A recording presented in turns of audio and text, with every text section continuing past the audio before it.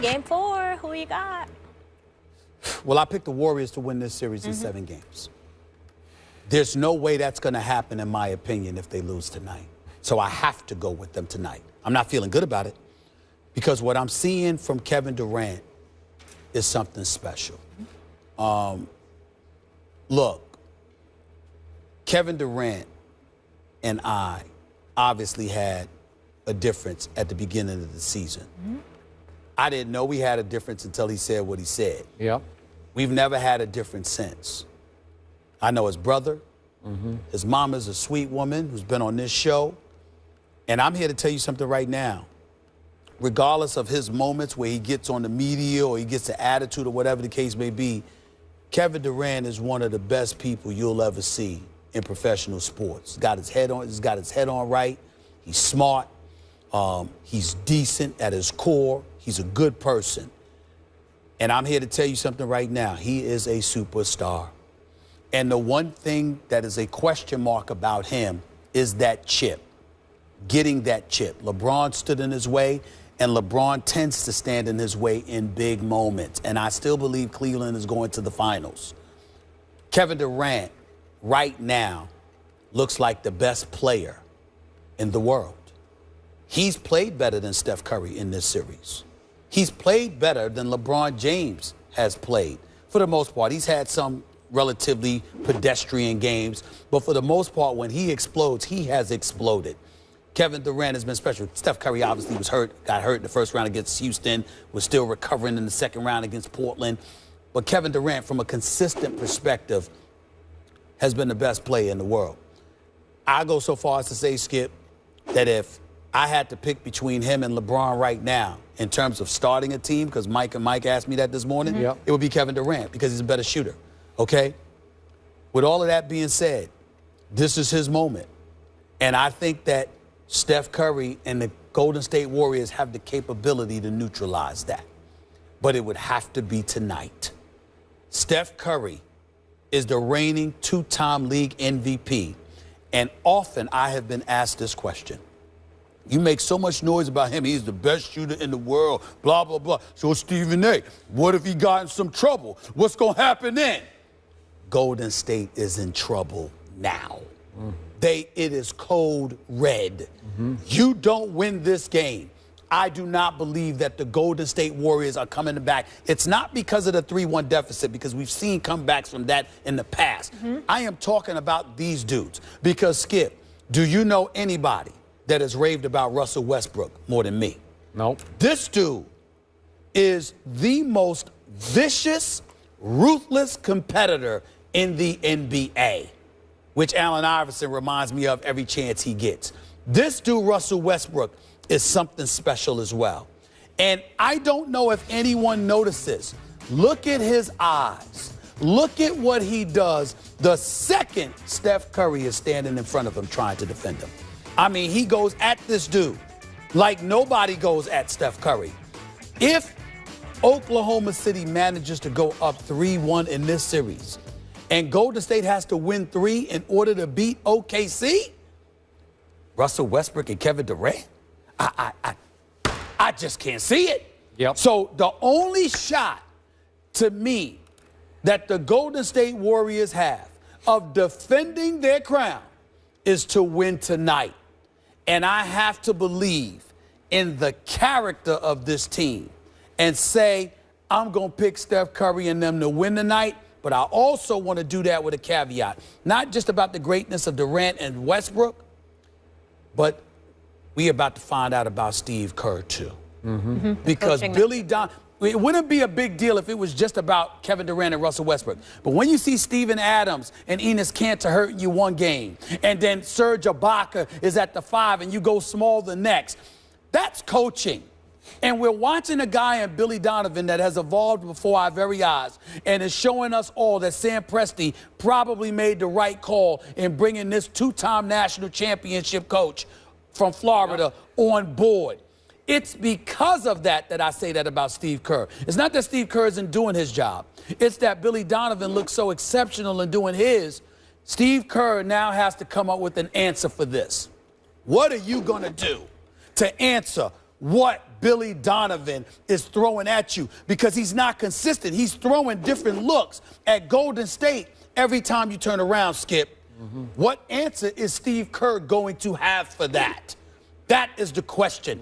And tonight we need to find out. Golden State can't lose tonight. They lose tonight, it's over. It's over. So, I have been so wrong about this series so far, mostly because I got so over-emotional about my Spurs falling apart against these Thunder, that I must be honest, I don't have great conviction about tonight. That's because fair. my heart keeps telling me, stick with Golden State for every case you just made. Because over the last 2 seasons, Golden State, in this moment, will rise and shine. This is kind of when you start to write them off, you better look out because Steph Curry will say no. And remember, this is not a great analogy, but last year in the playoffs, they were down 2-1 with Game 4 in Memphis. Remember that? Now, Mike Conley Jr. was hobbled. He was a little beat up. But that night, Steph said no. And Memphis got Steph'd at home, and that series basically was over that night. But they were in some trouble there, down 2-1 with another game to go on Memphis. That showed me a lot of Steph's character and this team's character that I think you'll see on display tonight. But now we're back to what my head keeps telling me. My head keeps saying that Oklahoma City will continue to impose its will the way it did the other night.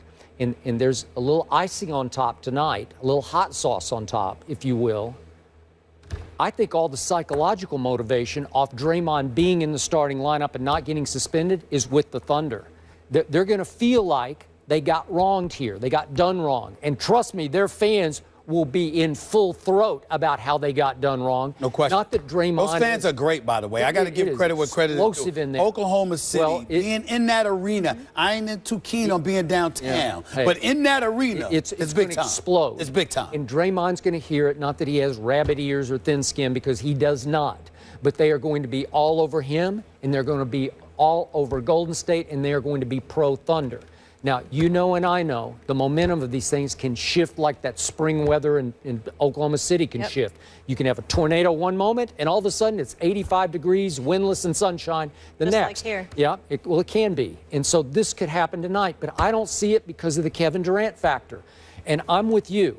And I had one big issue with Kevin Durant a few years back, and without going into the gory detail about that, we have reconciled. We have...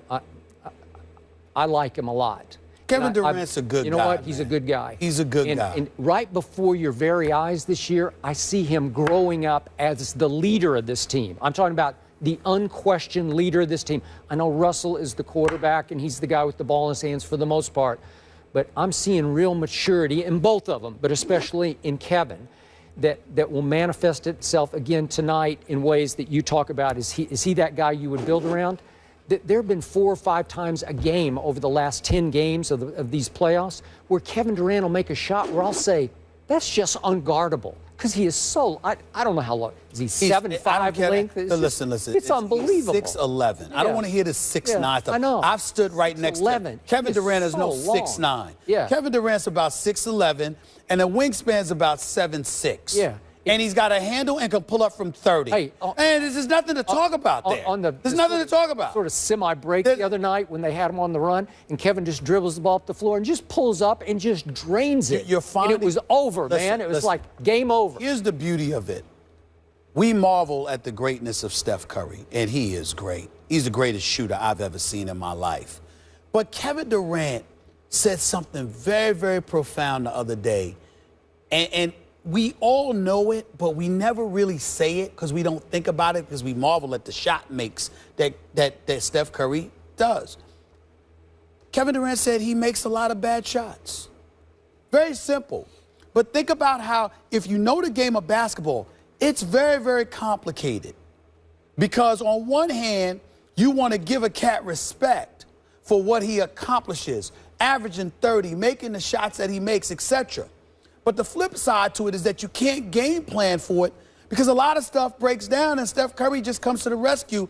But he's also taking shots that you normally are not supposed to take. Coaches usually have a heart attack, and there are players who would get benched just for taking those shots, even if they make it. People don't understand that. Steph Curry, the average player would get benched for attempting those shots, even if they made it. You wouldn't get a chance to make 5 or 6 the coach or 8. would think the guy should be drug tested. That's like, right. What happened? That's you're what out of your mind. So when Kevin Durant made that point, then, okay, you got to juxtapose that to a Kevin Durant. And what do we see? We see a guy fully capable of making perimeter shots because Kevin Durant is an elite shooter.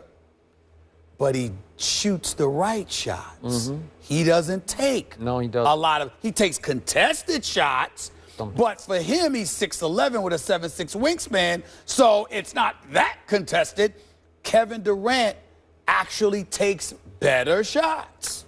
He does. So you got to look at it from that perspective, and then that makes you understand and appreciate his greatness even more because he's playing within the confines of a structured system but still showcasing his greatness as opposed to having to go outside of the system in order to do it, which should elevate our level of appreciation for what he brings to the table. Final point. When Golden State resorted to its what's called death lineup, its small lineup the other night, which usually saves them because nobody else can deal with it, Donovan said, okay, watch this. I'll go small. I'll play only Ibaka. As good as Cantor is, as good as Adams has been, I'll just go with Ibaka and my group, and I'll put Waiters in there with my 2 superstars. Yes. And guess what happened?